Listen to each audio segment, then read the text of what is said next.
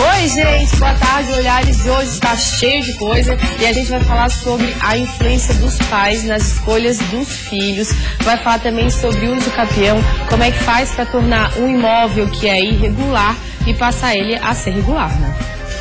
E vamos falar também de saúde. Em Joinville, servidores do Hospital São José ainda estão em greve. E em todo o estado, um alerta para a meningite. O inverno é a época do ano que a doença ocorre com mais frequência. É verdade, Karina. E eu ia falar Maria Paula, Maria está de férias, volta na terça-feira. A gente vai falar também sobre uma empresa que ajuda a criar soluções para os problemas de outras empresas. A gente vai conversar com duas empresárias sobre isso.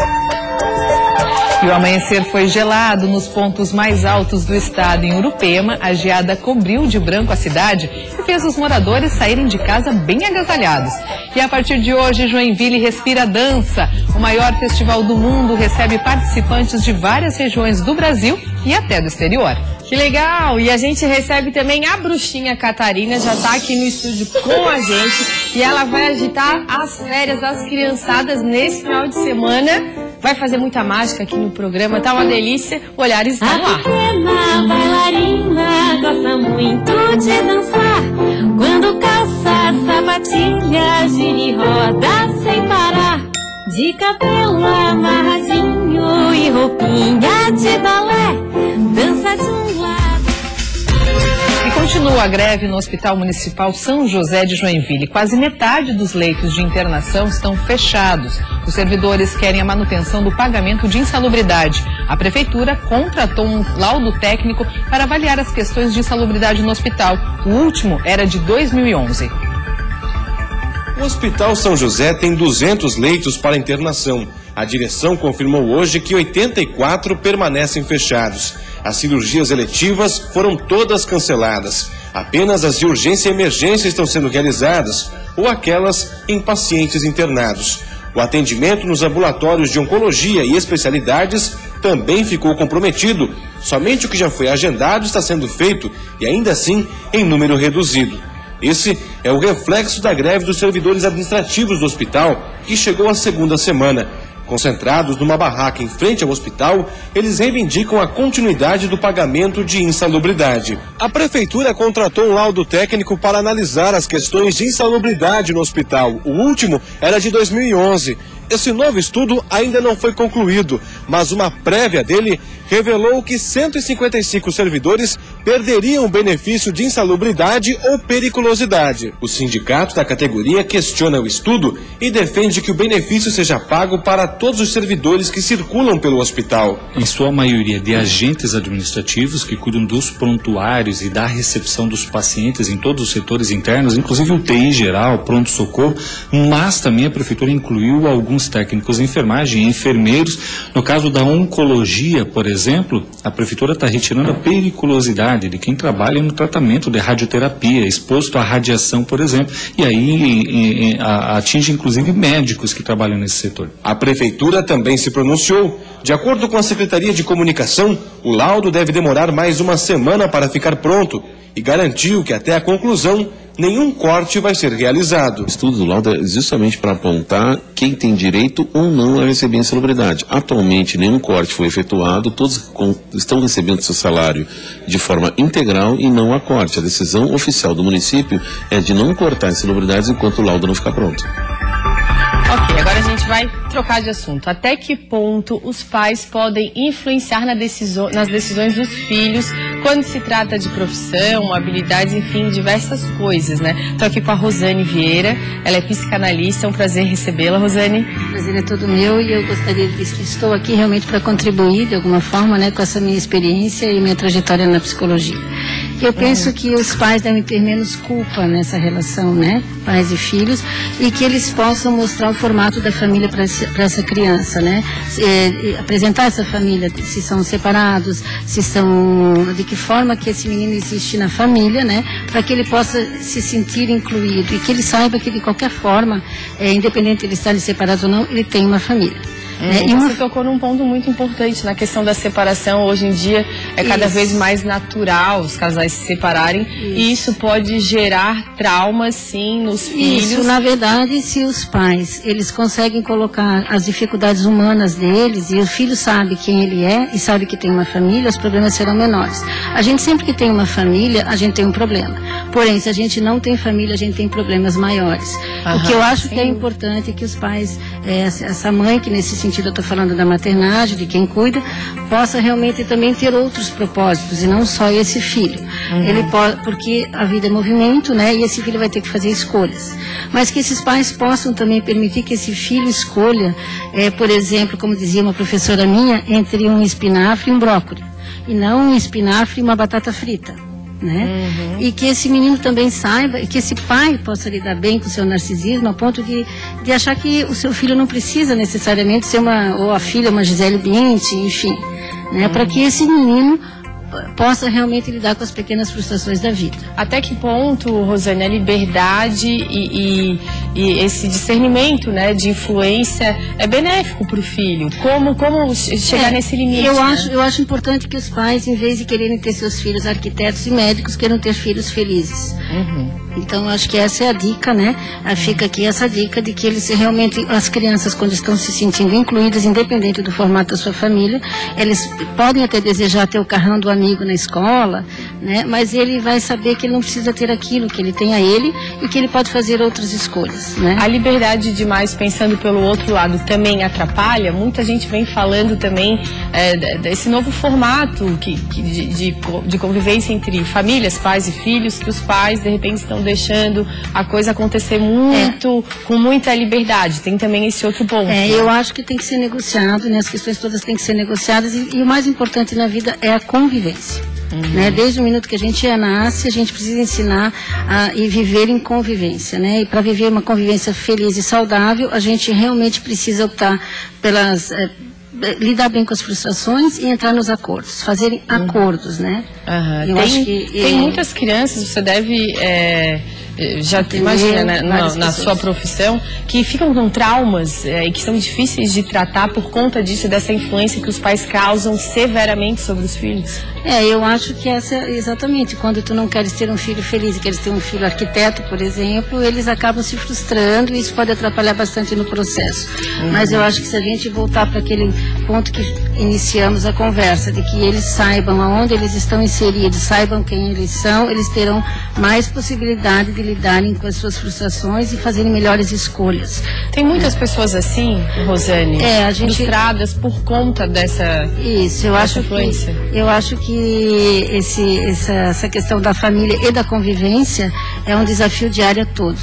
Eu acho que os pais devem também não ter só esse momento, só essa missão de ser pais. Eles também terão que ter outros objetivos na vida para possibilitar as saídas do filho. Porque os filhos têm que se livrar, na verdade, dos pais, nesse sentido de que eles têm que caminhar e entrar nesse movimento da vida, né? E aí serão mais felizes, eu acho. Tem muitos pais que têm uma dificuldade enorme desse rompimento. Exatamente. Né? Exatamente. Então, isso é um problema, sim, e a gente precisa ir voltando, então. Se tu sabes quem tu és e tu fazes escolha desde pequenininho entre o brócolis e o espinafre, tu vai saber que tu tem que comer saudavelmente, que nem sempre tu pode fazer tudo o que tu queres e aí por diante, né? Um bom diálogo, uma boa conversa sempre é o fundamental. Sempre. Muito amor também, né? Eu acho que é o conviver. Eu acho que nós temos que aprender a conviver e sabermos quem somos, né? Então a gente não fica... Tudo bem, a gente não vai poder ter o carro daquele moço, daquele menino, o iPhone, enfim, mas a gente tem... então eu vou ter um outro, enfim, eu consigo Mas eu tenho a melhor. Liberdade de fazer o que eu quiser, a hora que eu quiser. Exatamente, eu sei quem eu sou. Eu sei quem eu sou. Eu sei quem eu sou, então não tenho agora, poderia ter em outro momento. Rosane, obrigada pela participação. Obrigada eu. É um prazer enorme te receber aqui. Igualmente. Obrigadão. Karina. A Secretaria de Saúde do Estado mantém um sistema de monitoramento e alerta para os casos diagnosticados de meningite. A incidência da doença aumenta nesta época do ano, mas os dados registrados no estado até agora estão dentro do esperado pela vigilância epidemiológica. Neste ano, até agora, 322 casos de meningites em geral foram notificados. Desses, apenas 7 foram de doenças meningocócica, dos quais 2 evoluíram para óbito. Em todo o ano de 2014, foram 804 casos em geral.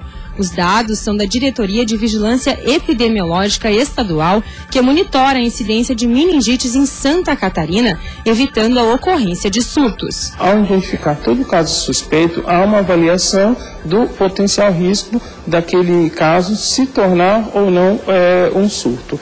E, tendo a mínima possibilidade, nós tomamos uma série de medidas adequadas e também oportunas para o caso. Em Florianópolis já foram registrados 3 casos da doença neste ano.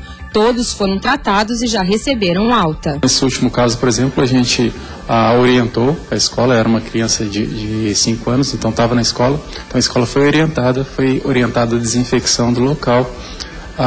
E foi feito o que a gente chama de quimioprofilaxia, ou seja, foi dado um remédio para aqueles que tiveram contato mais íntimo com a criança. Entretanto, os dados no Rio Grande do Sul, nosso estado vizinho, podem ser considerados alarmantes. Por lá já foram registradas 13 mortes e os números de meningites registradas não param de aumentar. Silvia, que é natural de lá, procurou uma clínica infantil para imunizar a pequena Sofia. A gente vai viajar para Porto Alegre daqui uns 20 dias e a gente achou melhor prevenir, né?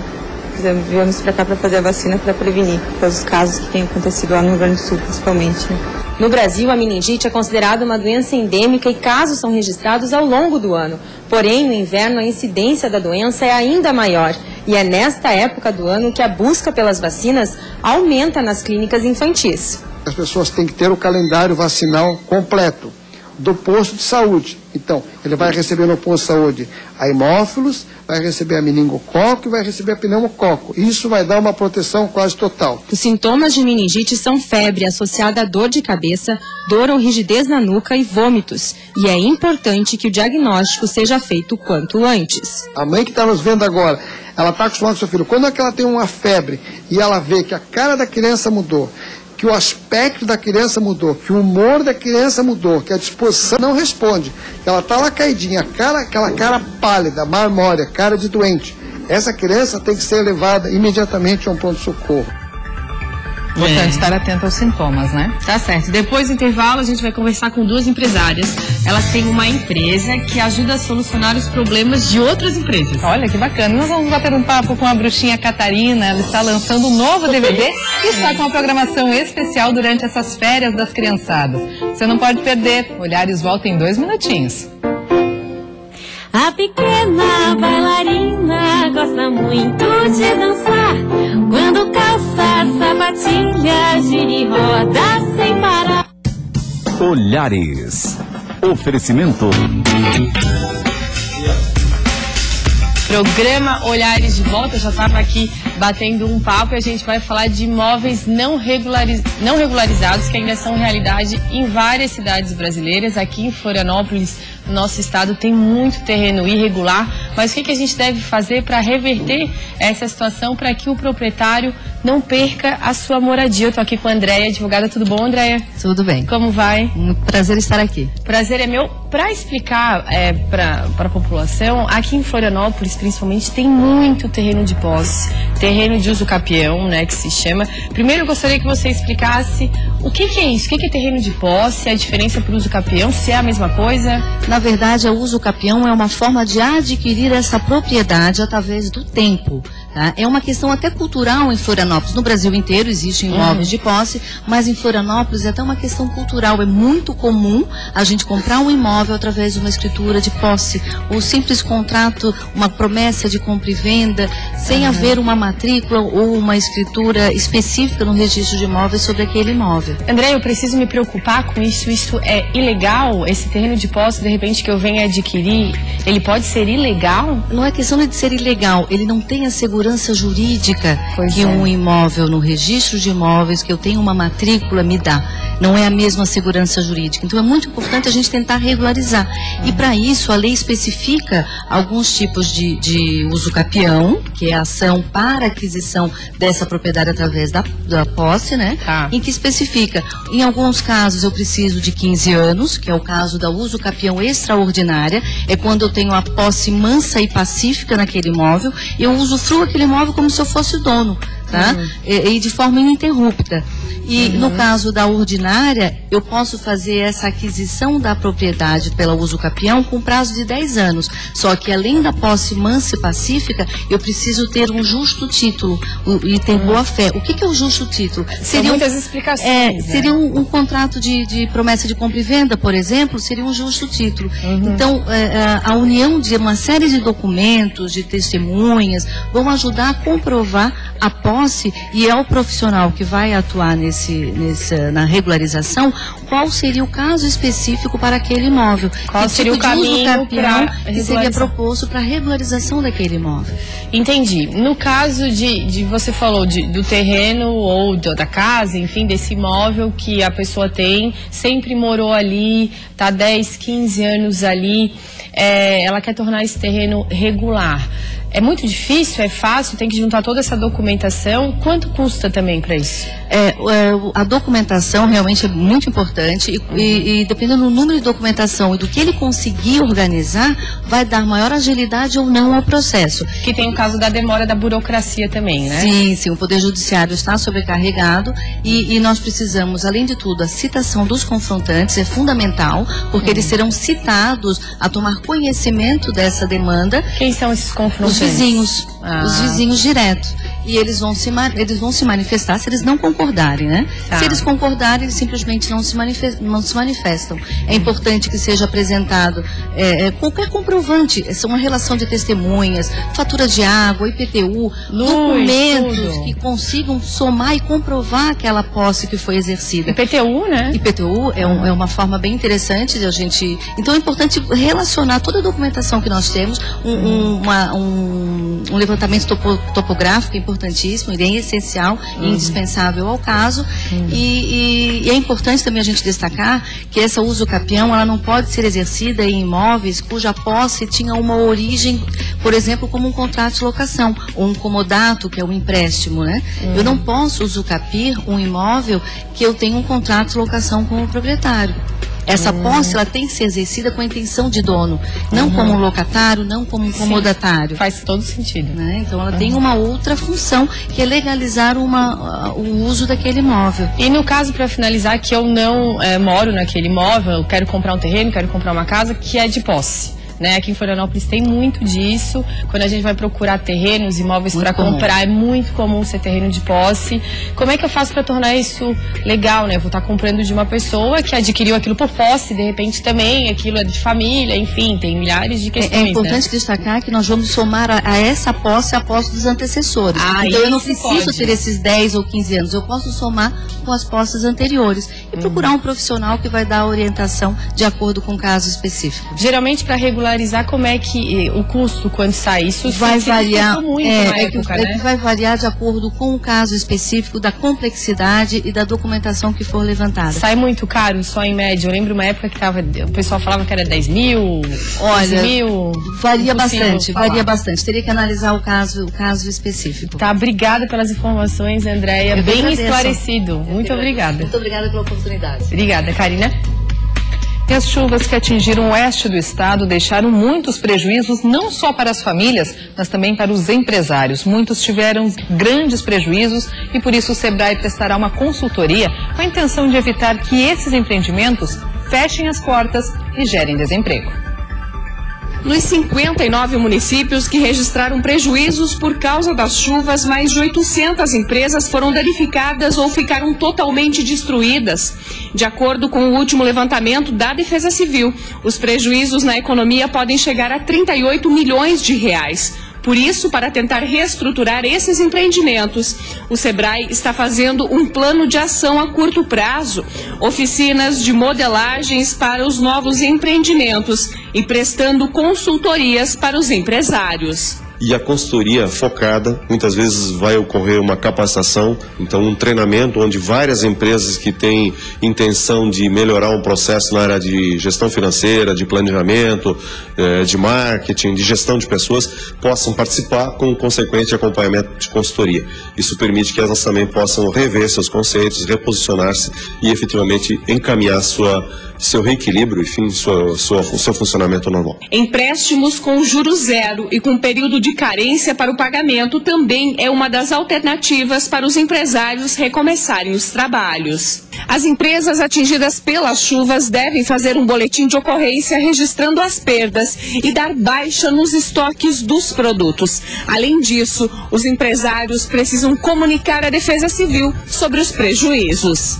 O SEBRAE, juntamente com as prefeituras dos municípios que tiveram perdas, estão fazendo um levantamento dos locais que precisam de auxílio. O SEBRAE-TEC vai auxiliar também, então, além dos aspectos gerenciais, as empresas para que elas possam rever processos, layout, produtos, mix de produtos, enfim, que eles estão desenvolvendo, para que efetivamente eles possam recobrar sua participação no mercado ou efetivamente ganhar competitividade com a implementação na melhoria do processo, do layout, da embalagem, do design do produto. Enfim, isso está sendo disponibilizado através de uma rede de 24 instituições que estão à disposição com este recurso para apoiar essas empresas que foram atingidas. Quem é pai ou mãe, com certeza já ouviu falar dela. E neste mês de julho, férias da criançada, nada melhor do que se divertir com ela. A bruxinha Catarina está aqui conosco, acompanhada do Paulo. Seja bem-vindo, Paulo, criador da bruxinha Catarina. Bem-vindo ao programa. Obrigado mais uma vez pela oportunidade. E a bruxinha toda linda. Seja bem-vinda também, bruxinha Catarina. Ela fala, eu acho que ela fala. Ela fala. Olá! Fiquei muito feliz com o convite para participar desta entrevista. Eu me arrumei todinha, só para vir aqui hoje. Linda! Quero fazer uma pergunta também para a bruxinha. Bruxinha, eu vejo que ela é bem moderninha, assim, mas ela tá com uma varinha de condão. A bruxinha, ela faz mágica, ela usa palavrinhas mágicas, eu acho, também. Eu sou uma bruxinha moderninha. Só vou de patinete, uso um chapéu pontudo e tenho uma varinha de confete. Meu vestidinho é todo colorido e as minhas palavrinhas encantadas são: com licença, por favor e muito obrigada. Palavrinhas bem importantes a criançada aprender, né? E com uma novidade, um DVD novo, né, Paulo? Sim, a gente cumpriu a promessa, Deixa eu mostrar o DVD já. Tá aqui, ó. Tá ali, vai mostrar. E vi lançar da última vez que a gente veio ao programa, fizeram um convite que assim que o DVD estivesse pronto, a gente voltar cumprindo aqui, a promessa, que bom. E na internet também tem uma série de atividades para a criançada acompanhar aí durante as férias, né? Sim, tem todos os clipes que estão no DVD, eles estão disponíveis no canal da Bruxinha no YouTube, mas tem no site também com um joguinho para a criançada. Entre 45 e 60 dias agora vai ter mais uma novidade, que são aplicativos para celulares que a gente fechou com uma parceria com uma empresa de São Paulo, que é a mesma que faz para aplicativo para galinha pintadinha, cocoricó, né?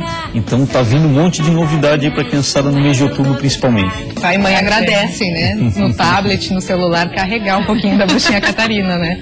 Paulo, eu lembro quando você veio aqui, as primeiras vezes, você estava bem no início, contou pra gente a sua história, que você era advogado, deixou, né, a advocacia de lado pra ficar só na bruxinha Catarina. E hoje, você imaginava, tá uma proporção muito grande, né? DVD, aplicativo. A gente não imaginava que ia chegar nesse ponto, e muito embora a gente tá há 2 anos e pouco trabalhando com a bruxinha Catarina, bastante coisa evoluiu, né? O próprio figurino da bruxinha, da primeira aparição que a gente veio para agora quem está cuidando do figurino é a mesma empresa que fez as fantasias, os bonecos da TV Colosso, né? Então a gente deu um up na própria repaginada na bruxinha Catarina. Tá muito legal, né? E como que vocês fazem na escolha das músicas? Tem esse cuidado?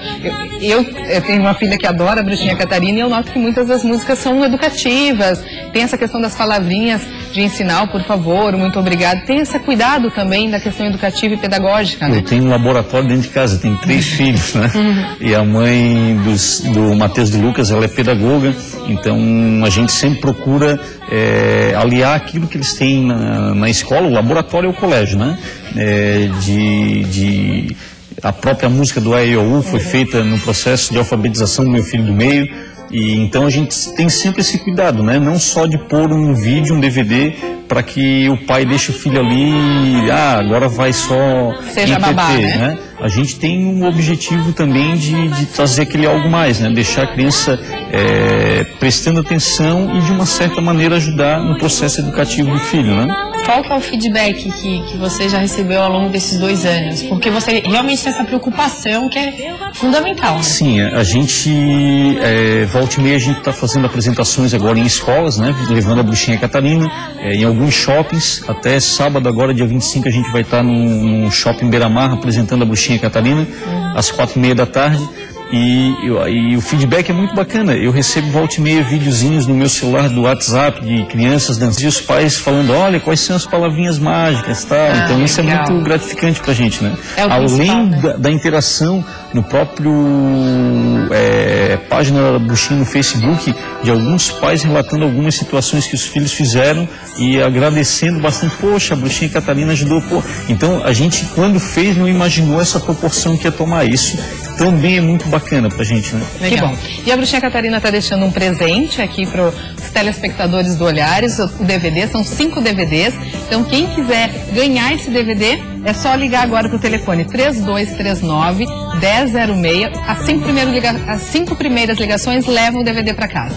E tem que ligar, hein? Liga agora, é muito legal, né? Muito obrigada, bom. Paulo. Obrigada, Bruxinha. A gente convida a Bruxinha para dançar um pouquinho, que a gente vai para o intervalo comercial, porque no próximo bloco tem mais música. Nós vamos ver como estão os preparativos para a primeira noite do Festival de Dança de Joinville. Que legal. E aqui no estúdio a gente recebe a sapateadora Marina Cora, gente, que vai para o Festival Internacional de Sapateado nos Estados Unidos. O Olhares volta já. Caldeira tá borbulhando, a bruxinha vai chegar. Seu nome é Catarina e com ela eu vou brincar. Seu nome é Catarina e com ela eu vou brincar. Brincadeiras divertidas, essa turminha é bem legal. Doces ou travessuras lá no fundo do quintal. Doces ou travessuras lá no fundo do quintal. Usa vassourinha, só voar de patinete. Tem um chapéu com... Programa Olhares de volta. Agora eu vou conversar com 2 empresárias que criaram uma empresa, a Flowing Up, que visa encontrar soluções para os problemas de outras empresas. Eu estou aqui com a Dierê e com a Aline. Tudo bom? Boa tarde, obrigada pelo convite. O prazer é meu. E para começar, eu já acho bem bacana. 2 mulheres nesse mundo que é o corporativismo. É um meio, geralmente, de homens ainda, né, meninas? E vocês criarem uma empresa ainda para criar soluções para outras empresas, como é que vocês foram recebidas no mercado? Olha, boa tarde a todos, é uma satisfação estar aqui. Realmente é sempre um desafio, ainda por sermos mulheres, mas justamente por esse desafio é que nós tivemos a ideia de criar essa empresa, que tem como objetivo ajudar os empresários e profissionais a solucionar os problemas nas suas empresas.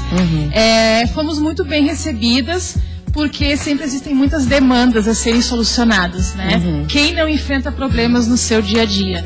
Então, a Flowing Up, além de potencializar essas soluções, também quer fazer integração sobre as capacidades analíticas e emocionais dos negócios. Porque ainda vemos que os negócios ainda são muito para a parte de resultados e análise. E a gente quer fazer essa ponte entre a análise e o emocional, comportamental. Que isso as mulheres entendem muito bem, por sinal, com né? certeza. A gente visa muito, posso falar até por meio de todas mesmo, a gente visa muito esse bom relacionamento entre as pessoas. Vocês trabalham com isso também? Sim, a gente inclusive busca fomentar nas empresas essas características mais femininas nos negócios, tanto para homens quanto para mulheres. Como tu falaste, né, os negócios eles têm uma visão muito masculina, se utiliza muito de características masculinas nesse mundo. E a gente busca incluir muita criatividade, a intuição como ferramentas na tomada de decisão dentro dos negócios. Então a gente faz essa ponte entre a visão analítica de usar dados, de fazer uso de análises quantitativas junto com intuição, criatividade, que são características tão nossas. Muito legal. Vocês, eu estava lendo o release de vocês falam DMAIC, é isso? O que é? São siglas que trabalham bem essa questão do empresariado, né? Isso. O DMAIC, ele é um método para solucionar problemas. Então, ele estrutura o raciocínio das pessoas dentro das empresas para não entrar na tentativa e erro, que é muito comum na pressa de se buscar soluções para os negócios. O pessoal vai, não, vamos fazer desse jeito, e acaba que não tem o resultado esperado. Isso, de repente, é a principal causa das empresas, a maioria das empresas irem à falência, né? Isso. Então, a gente, com a metodologia, a gente estrutura esse raciocínio em 5 etapas. Então, a gente define o problema, mede como que esse problema está acontecendo, analisa as causas, depois a gente busca soluções, né, implementa soluções e controla depois esses resultados. Então, o DMAIC, ele traz uma estrutura lógica para o raciocínio de solução de problemas e vai se incrementando com ferramentas a partir do momento que o problema vai se tornando cada vez mais complexo. Em época de crise, agora, a gente até já falou sobre isso essa semana, muitas pessoas foram demitidas e muitas pessoas também tentam abrir negócios. Quais são as principais causas desses negócios irem à falência que vocês observam? Uma das grandes questões é até a falta de planejamento e organização antes de abrir o negócio. Então, quando você tem um DMAIC em mãos, um método que te ajuda com um modelo mental, você pode encontrar caminhos e fazer um melhor planejamento na abertura desse negócio. Inclusive de forma mais madura e estruturada. Vocês vão dar um workshop para quem está pensando em abrir um negócio. Vocês vão explicar todo esse método de vocês, quando que vai ser, quanto custa? Isso. O workshop vai acontecer no dia 1º de agosto, pelo Impact Hub, que fica no ACAT, que é anexo ao Primavera Garden. Aqui em Florianópolis, aqui em Florianópolis, na rodovia SC401, né? Exatamente. Nós estamos aceitando inscrições até dia 30, na quinta-feira, pelo telefone 48-8811-9559. Quanto custa o workshop? R$150 e para membros do Impact, 120. Quanto tempo que é de workshop? São 4 horas, das 9 da manhã no sábado às 13 horas. Um tempo super bem gasto, né, para aprender a lidar. E é um workshop totalmente experiencial, tá? Que realmente o profissional, o empreendedor vai ter a oportunidade de aprender o método, testar o método e depois estar apto a aplicá-lo no dia a dia. Super importante, obrigada pela presença de vocês, Gerê e Aline. Obrigada. Sucesso sempre. Muito obrigada. Obrigada. Karina? E nesta quarta-feira, várias cidades do estado amanheceram geladas. Na Serra, teve registro de temperatura negativa e a paisagem mudou por lá. Deu lugar ao frio na região serrana do estado. Na cidade mais fria do país, Urupema, os termômetros voltaram a registrar temperatura negativa. Na madrugada, fez 1,9 grau abaixo de zero. Pela manhã, o frio ainda era intenso, 2 graus. Além de Urupema, outras cidades catarinenses também amanheceram geladas hoje. Aqui na Serra, depois de dias com temperaturas amenas, o frio voltou a mudar o cenário da região. O verde dos campos ficou coberto pela geada. Em muitos pontos ela veio forte e deixou tudo branquinho. Nos carros, uma camada de gelo se formou e muitos ficaram congelados. Complicado para quem precisou deles para sair cedinho. A gente tem que se levantar cedo, se agasalhar e ir para o serviço trabalhar, não tem opção. Eu sou funcionário público. Jogam água no para-brisa, velho, do Fuscão velho, vamos embora, não tem choro. A fumaça que saía das chaminés das casas também mudou o cenário da cidade. Em dias assim, o fogão a lenha começa a trabalhar mais cedo. Por aqui, o difícil mesmo é achar quem não tenha um em casa. Esquenta, né? Esquenta a casa. E sem fogão daí é que gela, né?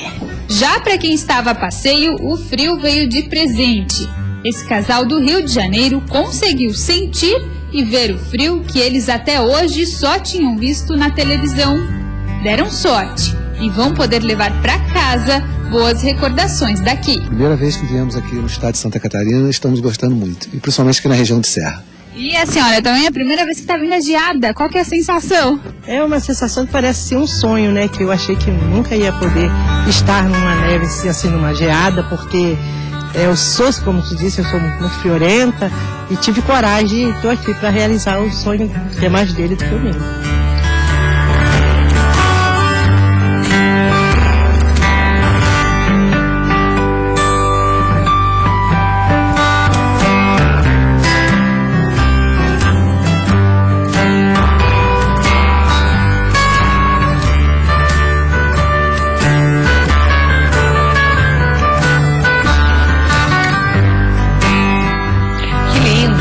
O Festival de Dança do Mundo já começou. Joinville está repleta de bailarinos. Muitos chegaram ainda nesta manhã num corre-corre só.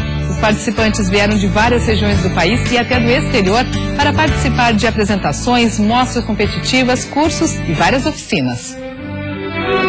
Dia de festival de dança é correria na certa. Olha só o tamanho da fila para o credenciamento. É aqui que tudo começa para os participantes. Todos os 6.500 inscritos vão passar por aqui para fazer um cadastro com sistema biométrico. Para garantir 100% que o bailarino que está sendo credenciado é o mesmo que vai participar de todas as competições ou cursos do Festival de Dança. Os participantes chegam e se ajeitam no saguão do Centro Eventos. Alguns com muitas malas, sinal de que nem passaram pelo alojamento ainda. Enquanto isso, tinha gente que já se preparava para se apresentar. Thaís veio de Ermo, sul de Santa Catarina, para participar do festival pela 4ª vez. Então a gente trabalha muito o ano todo, né, para conseguir chegar até aqui. Já a Giovana veio de mais longe. O grupo dela é de Jundiaí, interior de São Paulo. Para a jovem bailarina de 17 anos, tudo é novidade. Ela faz a sua estreia em Joinville e logo na primeira vez vai participar da mostra competitiva. É a primeira vez que eu venho, eu estou muito ansiosa porque é o maior festival de dança do mundo, então eu estou muito empolgada. Muita ansiedade até chegar esse dia? Muita. Esperei por 3 meses. Muito tempo, assim, muita ansiedade para vir. No Centro Eventos Calhansen, onde hoje acontece a noite de abertura, está tudo preparado. A partir de hoje, Joinville vai receber 245 horas de espetáculos. Os principais vão ser apresentados nesse palco, mas o clima da dança vai estar por todos os cantos. São 200 horas de apresentações em palcos abertos, espalhados pela cidade. Além das apresentações e competições, o festival reúne ainda cursos de oficinas que atraem muita gente e, consequentemente, tornam esse o maior festival de dança do mundo. É um grande parque da dança nesse período da cidade de Joinville. Eu acho que é isso que desperta o interesse das pessoas, esse convívio com outras pessoas de todo o país, né, e do exterior, que pensam a dança, que gostam de dança, e eles estão no ambiente deles, quer dizer, eles encontram todos aqueles que têm isso em comum com eles, né? E isso que faz, eu acho, que as pessoas queiram cada vez mais vir a Joinville e vir ao festival de dança. Bacana. E ela tem mais de 20 anos de experiência e está aqui conosco, Marina Cora, sapateadora. Seja bem-vinda. Obrigada. Tudo bom, Marina? Ela vai contar pra gente sobre a participação dela no Festival Internacional de Sapateado nos Estados Unidos. Isso. Tu embarca amanhã, Marina, já? Amanhã, 11 horas da manhã, a gente sai daqui de Floripa. Qual o evento que você vai participar lá? O nome do evento é Rhythm World 25º, né? Porque é o 25º aniversário do evento. Ele é organizado pela instituição americana Chicago Hammer Rhythm Project, que até durante o Floripa Top nos últimos 2 anos tem apoiado o evento também. E aí eu vou participar dessa vez, que esse ano está sendo um ano especial para o evento. 25 anos, né? É bastante coisa. Então eu tive, desde 2009, quando eu morei em Nova York, eu venho participando do evento. Em 2011 a gente teve uma participação com uma coreografia, que até ganhou um prêmio Topography Choreography do Mundial. A gente representou o sapateado brasileiro. 2013, até esse vídeo que está passando, é o vídeo de 2013, quando a gente levou o de lá. E agora esse ano ele fez uma homenagem para os últimos países que participaram do evento. Então nos últimos 4 anos ele levou o Canadá, ele que eu digo, Lena Alexander, que é o diretor do evento. Teve Canadá, Japão, Europa, vários países da Europa e o Brasil. Então esse ano eu estou indo representando o Brasil. Você é a única brasileira lá, Sou a única brasileira esse ano, ministrando aula, né, como convidada do evento. Que chique, Marina. Que poder, né, gente? Fala sério. E vai levar um ritmo bem característico do Brasil, né? Então, a ideia é, as oficinas, a gente embarca amanhã, mas as oficinas começam realmente na segunda-feira. Aí a ideia é fazer uma oficina de maracatu, que é durante a semana inteira um conceito intensivo, que eu estou adaptando os ritmos, né, as células rítmicas do maracatu para o sapateado.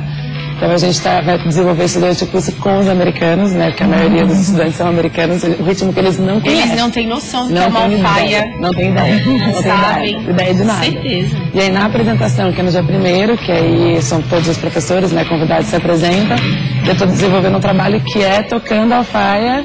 Eu também toco gongue e sapateando, então hoje eu faço as duas coisas ao mesmo tempo. Mas você vai estar com a alfaia no ombro e sapateando? A alfaia é super pesada.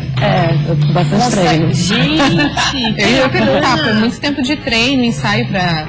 eu comecei, na verdade, estudo com maracatu, eu venho desde que a gente montou esse espetáculo, né, desde 2013, e esse ano me aprofundei mais. Então esse ano que realmente eu comecei a fazer essa parte de juntar tanto a parte de instrumento quanto o sapateado e a dança. Então, esse ano que está mais profundo, assim, com esse estudo, desde o começo do ano. Eu tenho um parceiro, o professor Alexandre da Maria, que está me ajudando bastante também. Fiz alguns cursos com a Rasta Ilha, que é um grupo de maracatu daqui também. E estou desenvolvendo, assim, colocando... É difícil, porque é uma independência. Ao mesmo tempo que você está fazendo alguma coisa na mão, o pé está diferente. Então, a alfaia aqui é o de menos. Gente, você tá até com um problema no ombro, né, gente? Ela vai para os Estados Unidos amanhã. Acordou ontem com o ombro. O que deu? Então, até eu queria fazer uma apresentação aqui para mostrar um pouquinho, mas eu vou poupar para embarcar bem amanhã. Não sei, na verdade, o que deu. Ontem foi o dia que estava mais tranquilo, de repente, e aí meu corpo falou, para. Então eu precisei descansar mesmo, fazer repouso, porque eu acho que bem de ensaio, tensão. Uma alfaia no ombro, né? Exatamente. Responsabilidade, né? Se arrasar, né? E você não vai sozinha, né? Não, então eu estou indo como convidada, e aí tem alguns alunos nossos aqui, eu dirijo a Garagem da Dança, né, que é uma escola especializada em sapateado, e aí a gente está levando um grupo de 8 alunos.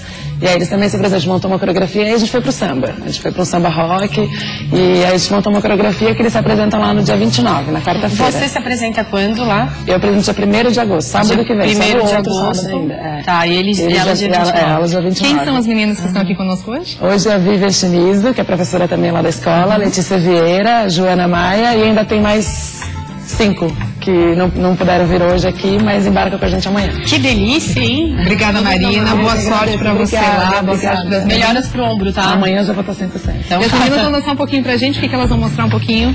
Elas vão mostrar um pouquinho da coreografia. Dessa vez vai ser sem música, vai ser a capela. Mas a música é que elas... eu tô com saudade do Jackson do Pandeiro. Bacana. Mas elas vão mostrar um pouquinho, vou dar aqui o andamento, então. E a gente se despede aqui. Uma boa tarde pra você. Amanhã a gente volta a partir da 1h05 da tarde. Vem agora o Divulgação. Beijo, gente. Tchau, até amanhã. 1, 2...